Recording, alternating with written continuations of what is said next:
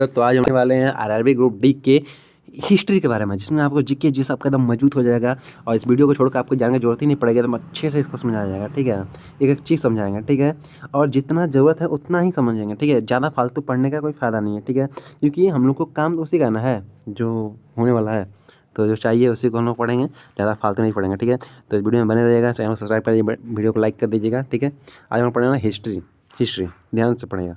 ठीक है, चलते हैं आगे अपनी हिस्ट्री की तरफ। ठीक है, तो हिस्ट्री में जो फर्स्ट चीज़ पढ़ना होता है, क्या चीज़ होता है, तो प्राचीन भारत का इतिहास। ठीक है, हम लोग क्या होता है, प्राचीन भारत का इतिहास पढ़ना होता है। ठीक है, तो कलर चेंज कर लेते हैं। ठीक है, समझ नहीं आ रहा, नहीं ये कर लेते हैं।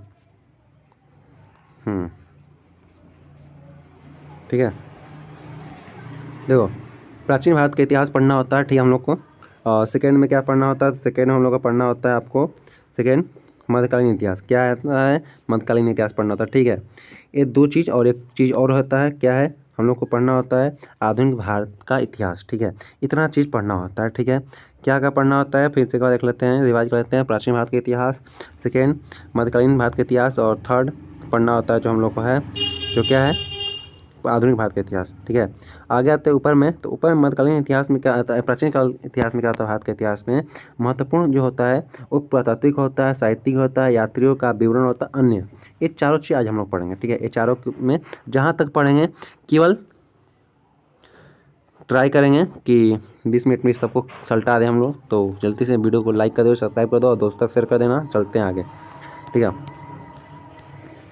देखो तो हम लोग का आ चुका है प्राचीन इतिहास। प्राचीन इतिहास में क्या पढ़ना था हम लोग को, तो प्राचीन इतिहास में हम लोग को पढ़ना है, प्राचीन इतिहास में पढ़ना है स्रोत। सबसे पहले प्राचीन इतिहास का स्रोत क्या क्या है, किससे हमको पता लगता है कि यह प्राचीन इतिहास है, कैसे हम लोग पता लगता है। ठीक है, तो सबसे पहले क्या होता है स्रोत में, पुरातात्विक स्रोत और साहित्यिक स्रोत। तो दो प्रकार का होता है, प्राचीन इतिहास का स्रोत दो है, पुरातात्विक स्रोत और साहित्यिक स्रोत। पुरातात्विक स्रोत में आता है अभिलेख, जैसे कि पत्थर पर लिख मतलब छेनी हथौड़े से खोद खोद कर लिखा जाता है ना, उसी को कहते हैं अभिलेख। ठीक है, इसको इंग्लिश में कहते हैं पालियोग्राफी। ठीक है, पूरा लेख शास्त्री का शास्त्र कहा जाता है इसको, मतलब इसमें अध्ययन किया जाता है। देखो अभिलेखों का अध्ययन कहाँ किया जाता है, तो पूरा लेख शास्त्र में, पूरा लेख शास्त्र में किया जाता है। ठीक है, याद रख लेना। ठीक है, ठीक है, आगे आते हैं सिक्का। सिक्का जो होता है इससे भी, जैसे कि कोई राजा आया वो सिक्का चलाया, जैसे पहले बहुत ज़्यादा सोना का सिक्का चलता था, यानी पहले अमीरी बहुत ज़्यादा थी। ठीक है, पहले जब अंग्रेज भारत पर राज नहीं करते थे तो क्या करते थे, तो क्या यहाँ पर सोना का सिक्का चलता था। जब अंग्रेज आए तो नोट ला दिए और सोना सब क्या किए, उठा के ले गए अपने गाँव। ठीक है, आगे आते हैं तो लिखा है साहित्यिक स्रोत। साहित्यिक स्रोत में दिया है, साहित्यिक स्रोत में क्या लिखा है, तो साहित्यिक स्रोत में लिखा है आपका धार्मिक साहित्य और विदेशियों का विवरण। धार्मिक स्रोत और विदेशियों का विवरण, धार्मिक स्रोत और विदेशियों का विवरण। ठीक है, दो चीज़ लिखा है। विदेशियों का विवरण मतलब क्या होता है, जो विदेशी क्या होते थे, इंडिया में आते थे, इंडिया से फिर अपने देश चले जाते। ठीक है, हाँ, ठीक है, इस चीज़ के बारे में कह रहा है। ठीक है, आगे आते हैं तो नीचे दिया है, और धार्मिक साहित्य आप जानते ही हैं, धर्म से रिलेटिव होता है। अब देखो पुरातात्विक स्रोत, पुरातात्विक स्रोत में क्या होता है कि पुरातात्विक स्रोत, ठीक है, मतलब कह रहा है कि वैसा पुरातत्व, मैं समझो यह शब्द कहाँ का है, यूनान भाषा से है। ठीक है, पुरातन तथा ज्ञान शब्द को मिलाकर बना है। ठीक है, पुरातत्व क्या होता है, पुरातन और ज्ञान से मिलाकर बना है। पुरातात्विक स्रोत में अभिलेख, सिक्का और स्मारक। अभिलेख में क्या होता है, अभिलेख स्रोत में क्या होता है, प्राकृतिक स्रोत में क्या होता है, अभिलेख होता है, सिक्का होता है, स्मारक होता है, जैसे कोई मंदिर मस्जिद वो सब हो जाएगा। ठीक है, हाँ, अब आगे आते हैं तो आगे दिया है, क्या दिया है, तो आगे में दिया है अभिलेख। अभिलेख क्या होता है, तो अभिलेखों के अध्ययन को क्या कहते हैं, अभिलेखों के अध्ययन को हम लोग कहते हैं, क्या कहते हैं, तो आप लोग ही बताते हैं, पूरा लेख शास्त्र कहते हैं। ठीक है, अभिलेखों के अध्ययन को क्या कहते हैं, पुरातत्व शास्त्र कहते हैं, पूरा लेख शास्त्र कहते हैं। सबसे प्राचीन अभिलेख जो कि बोगजकोई अभिलेख है, बोगजकोई अभिलेख। ठीक है, सबसे पुराना अभिलेख कौन सा है, बोगजकोई अभिलेख। ठीक है, नीचे में लिखा है बोगजकोई अभिलेख, जो कि क्या है, एशिया एशिया का माइनर से प्राप्त हुआ है, एशिया के माइनर से प्राप्त हुआ है।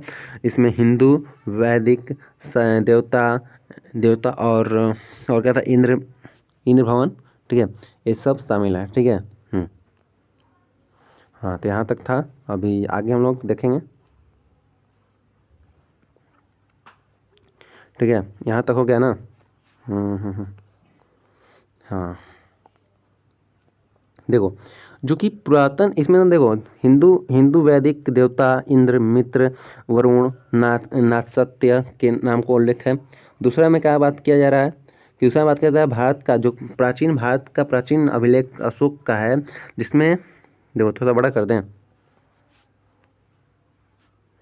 दिखेगा कम, ठीक है, अच्छे से नहीं दिखेगा फिर।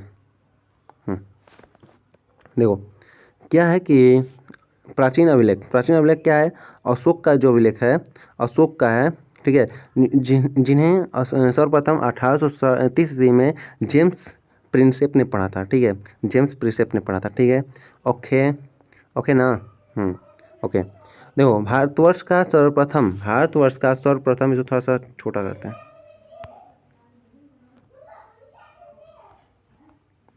हाँ, तो भारतवर्ष का सर्वप्रथम खारवेल हाथी गुफा अभिलेख और प्राकृतिक भाषा से मिलता है, ठीक है। भारत का पहला अभिलेख कहाँ कब मिला था, खारवेल और हाथी गुफा से मिला है, जो प्राकृतिक भाषा में लिखा गया है, ठीक है। आगे देखते हैं, तो आगे क्या लिखा है, तो आगे लिखा है हम लोग का हेलियोडोरस का बेसनगर अभिलेख, जो मध्य प्रदेश के विदिशा जिले के से प्राप्त होता है। इसमें स्तंभ लेख यानी कहते हैं गरुड़ ध्वज अभिलेख भी कहते हैं, ठीक है। नाम क्या है, तो बेसनगर अभिलेख, जो कहाँ है, मध्य प्रदेश में है, जो कि विदिशा जिले में, मध्य प्रदेश के विदिशा जिले में है। इस नाम का नाम है गरुड़ ध्वज अभिलेख, ठीक है। इसका एक और नाम है गरुड़ ध्वज अभिलेख, याद रखना, ये बहुत बार पूछा गया क्वेश्चन है, ठीक है। गुप्त शासक भानुगुप्त जो है ना, गुप्त शासक भानुगुप्त, एरण अभिलेख है, जो कि 510 ईस्वी में बनवाया था। इससे सती प्रथा का प्रथम लिखित साक्ष्य का प्राप्त होता है कि सती प्रथा, पहले कि पति मरने के बाद पत्नी भी आग में कूद जाती है, उनको भी आग लगा दिया जाता था, ऐसे इसको सती प्रथा है ना, इसको उसमें लिखा गया, उसमें बताया गया, ठीक है। अब देखो भारत का प्रथम हुन आक्रमण की जानकारी स्कंदगुप्त के भीतरी स्तंभ लेख में प्राप्त होता है कि जो हुण है ना, हुण जाति के लोग आक्रमण किए थे इंडिया पर, भारत पर, तो वह जानकारी कहाँ से प्राप्त होता है, तो वह जानकारी को प्राप्त होता है स्कंदगुप्त के भीतरी स्तंभ लेख से, ठीक है। हाँ, इसको फिर से हम रिवाइज कर लेंगे, या इस चीज़ का PDF जो है ना, आपको हम डाल देंगे अपने, या आप लोग ज्वाइन है ना अपना व्हाट्सएप ग्रुप, उस व्हाट्सएप ग्रुप पे हम लोग इस PDF को डाल देंगे, ठीक है। ठीक है, देखो जो कि दुर्भिक्ष शब्द का सर्वप्रथम उल्लेख सोहगौरा अभिलेख से प्राप्त है।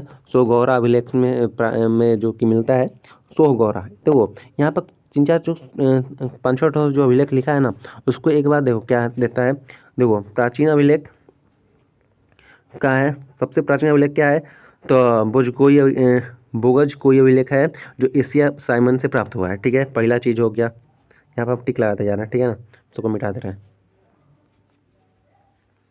ठीक है, टिक लगा दे रहे हैं।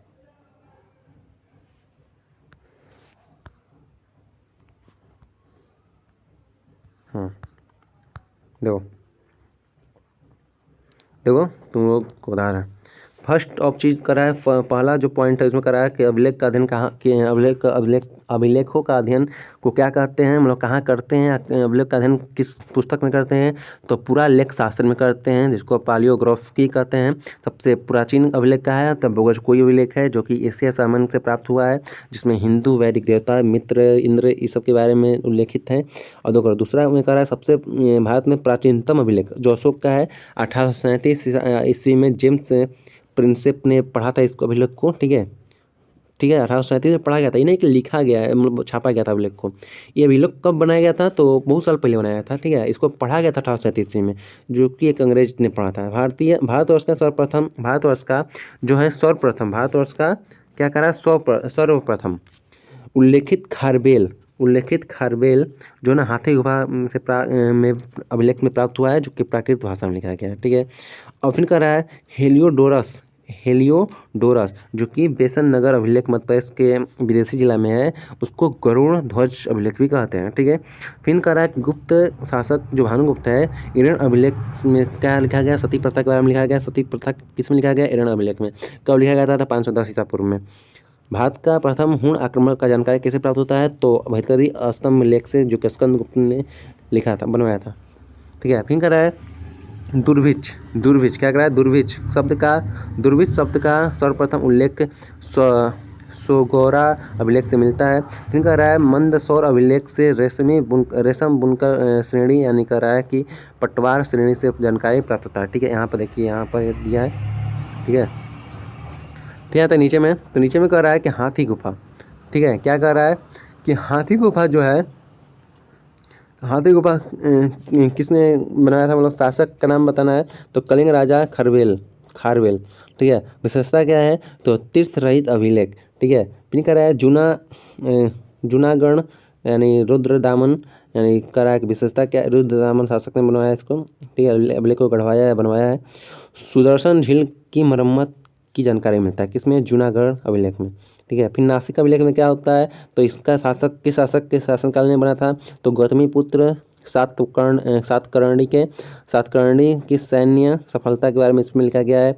तो प्रयाग स्तंभ, समुद्रगुप्त, चंपू शैली, गद्य प्रदेश में लिखा गया है। एहोल में क्या गया है, एहोल क्या है, पुलकेशिन द्वितीय, जो कि हर्ष और पुलकेशिन के मध्य युद्ध का वर्णन किया गया है। अब आगे आते हैं हम लोग मंदसौर मालवा नरेश यशोधर्मन के सैनिक की सफलता का वर्णन किया गया है। ग्वालियर में क्या है, तो प्रतिहार नरेश भोज जो सर्वप्रथम शून्य का वर्णन किया गया था, इस अभिलेख में, ग्वालियर के अभिलेख में। कह रहा है भीतरी एवं जूनागढ़ अभिलेख स्कंदगुप्त ने लिखा गया है, जिसमें हुणों का पर विजय के बारे में लिखा गया, ठीक है। अब आते हैं नीचे में, तो कह रहा सिक्का, पुरातात्विक में सिक्का भी है, पुरातात्विक में क्या है, सिक्का भी है, जो पुरातात्विक है ना, इसमें सिक्का भी है, ठीक है, ध्यान से दिया करो। तब पढ़ेंगे सिक्का के अध्ययन को क्या कहते हैं, सिक्का के अध्ययन को कहते हैं हम लोग क्या कहते हैं, तो सिक्का के अध्ययन को कहते हैं मुद्रा शास्त्र कहते हैं। सिक्का के अध्ययन को क्या कहते हैं, मुद्रा शास्त्र कहते हैं। आहत सिक्के या पंच मार्क भारत के प्राचीनतम सिक्के हैं, जो कि देखो इसमें हमको 6 पॉइंट पढ़ना है, ठीक है। देखो आहत सिक्का और पंच मार्क जो है ना, भारत के प्राचीनतम सिक्के हैं, जो कि ईसा पूर्व के 6वीं शताब्दी के हैं, जो जिन्हें तांबा और चांदी और सोना सिक्के सीसा आदि धातु से बनाया गया। देखो आहत सिक्का और पंच सिक्का किससे बनाया गया, तांबा चांदी सोना सीसा, जो कि यहाँ है 6वीं शताब्दी में बनाया गया था। इसको सर्वप्रथम सिक्कों का लेख लिखवाने का कार्य हिंदू यवन शासक ने किया था। कनिष्क के सिक्कों से उसके बौद्ध धर्म के अनुयायी होने का प्रमाण मिलता है। फिर इंडो यूनानी और इंडो जो सिथियन शासक थे, उनके इतिहास के प्रमुख स्रोत के उनके द्वारा जारी किया गया सिक्के हैं, ठीक है। ये बहुत इंपॉर्टेंट क्वेश्चन है, ठीक है। प्राचीन रोमन सिक्के तमिलनाडु के तट पर अरिखामेड में प्राप्त हुआ है, ठीक है। यह वीडियो बहुत लंबा हो जाए, इससे पहले हम लोग वीडियो को समाप्त करते हैं। मिलते हैं नेक्स्ट वीडियो में, तब तक के लिए बाय बाय। और हम लोग नेक्स्ट वीडियो में क्या पढ़ेंगे, तो साहित्यिक शोध पढ़ेंगे, और फिर क्या पढ़ेंगे, हाँ साहित्यिक शोध ही पढ़ेंगे, क्योंकि साहित्यिक शोध में भी 2 है, इसको भी पढ़ाने में टाइम लगेगा, ठीक है। धार्मिक साहित्य और विदेशियों का विवरण पढ़ेंगे, ठीक है। धार्मिक शोध यहाँ है, और ये भी थोड़ा सा ज़्यादा नहीं है, जितना हम लोग काम उतना ही पढ़ेंगे।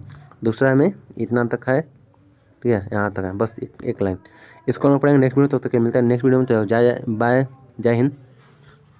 लेकिन हाँ आयो चैनल को सब्सक्राइब कर देना, वीडियो को लाइक कर देना, तभी जाना ना, इस तरह नहीं जाना है, सब्सक्राइब करके जाना है।